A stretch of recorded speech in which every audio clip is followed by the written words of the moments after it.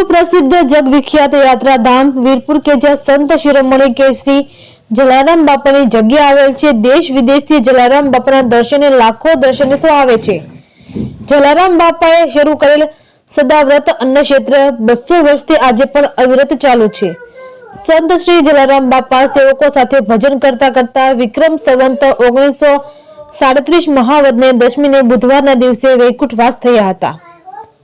ત્યારથી ગુજરાતી માસ મુજબ મહાવદને 10મીના દિવસે પૂજ્ય જલારામ બાપાનો નિર્વાણ દિન એટલે બાપાની 143મી પુણ્યતિથિ છે।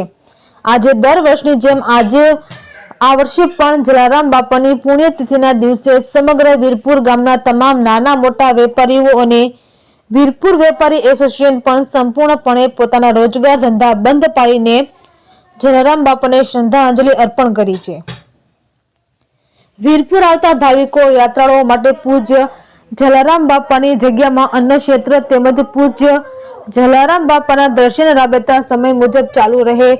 એસોસિએશનના રમેશભાઈ ગઠિયાએ જણાવ્યું હતું કે ચાલુ વર્ષ મહાવદ નોમ અને દશમ બંને ભેગા છે, એટલે કે આજે જલારામ બાપાના મંદિરના જણાવ્યા પ્રમાણે જલા બાપાની પુણ્યતિથિ નિર્વાણ દિવસ તરીકે મનાવી તમામ વેપારીઓ પોતાના રોજગાર ધંધા બંધ રાખી જલારામ બાપાને શ્રદ્ધાંજલિ અર્પણ કરેલ। રિપોર્ટર ભાગ્યેશ ડોબરિયા, વીરપુર।